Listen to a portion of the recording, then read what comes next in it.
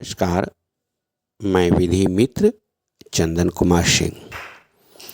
आज हम लोग चकबंदी से संबंधित जानकारी प्राप्त करेंगे कि चकबंदी विवाद क्या है और क्यों होता है और इनके समाधान क्या हैं।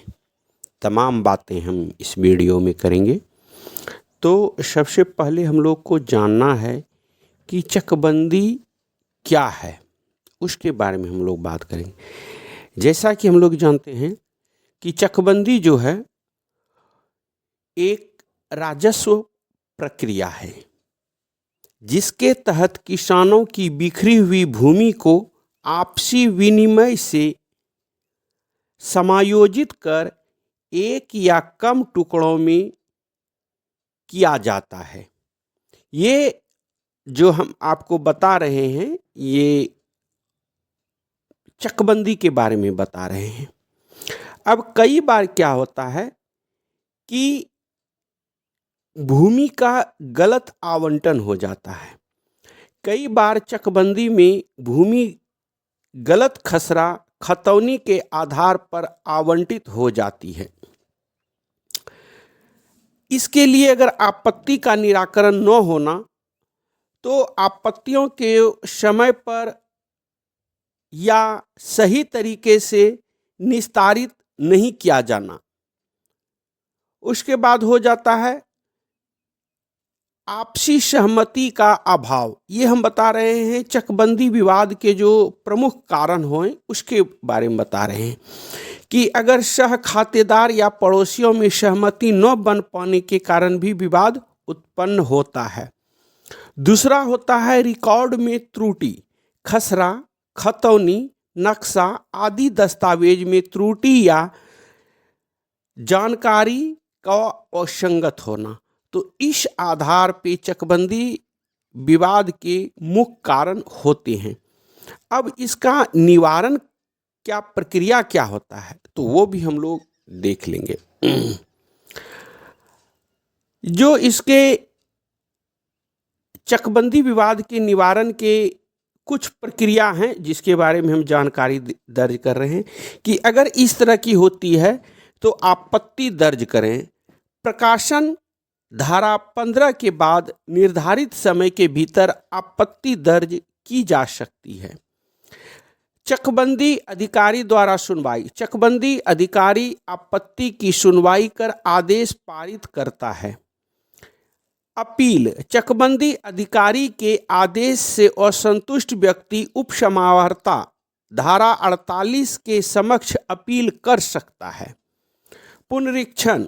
उपसमाहर्ता के आदेश के विरुद्ध आयुक्त धारा 49 के समक्ष पुनरीक्षण दायर कर सकता है।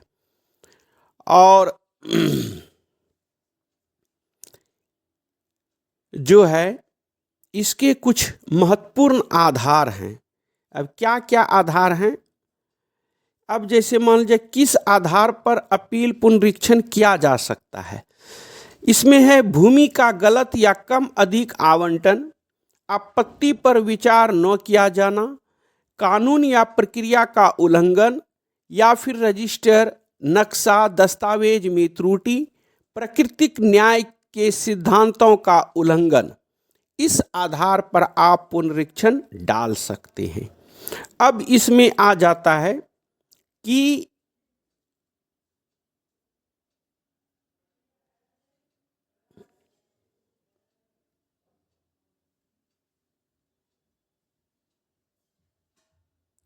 इसमें अब आप लोग ये जानते हैं कानूनी आधार क्या है। तो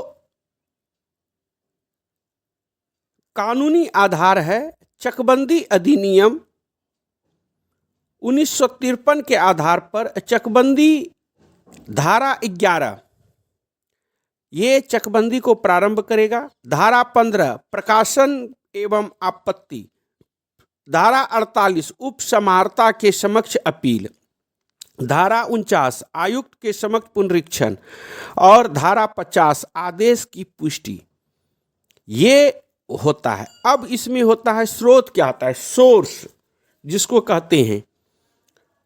ये स्रोत जो हैं बहुत तरह से होते हैं। अब यह जानकारी सामान्य जागरूकता के लिए है। किसी भी निर्णय से पहले अपने नज़दीकी अधिवक्ता, राजस्व विशेषज्ञ से सलाह अवश्य लें।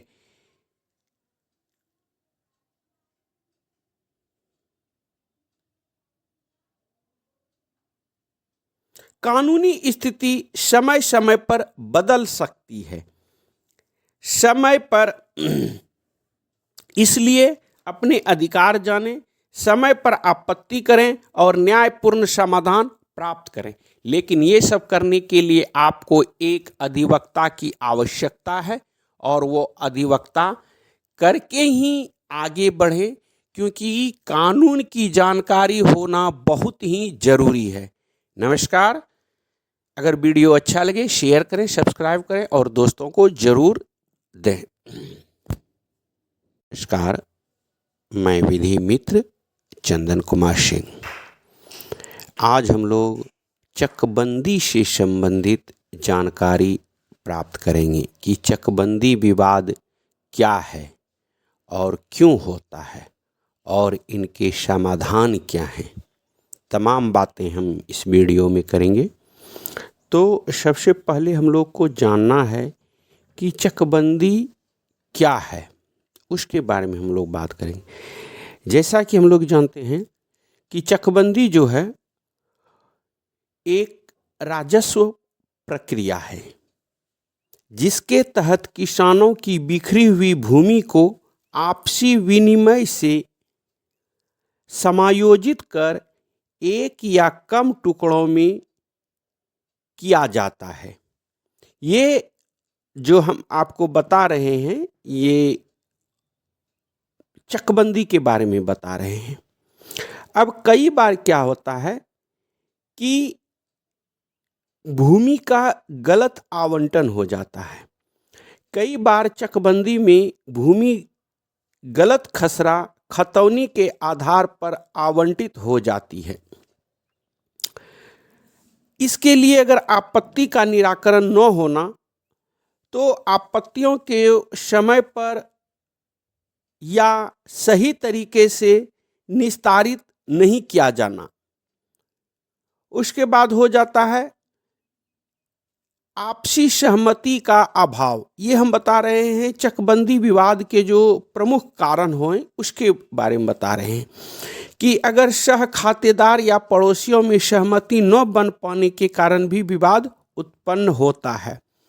दूसरा होता है रिकॉर्ड में त्रुटि, खसरा, खतौनी, नक्शा आदि दस्तावेज में त्रुटि या जानकारी का असंगत होना।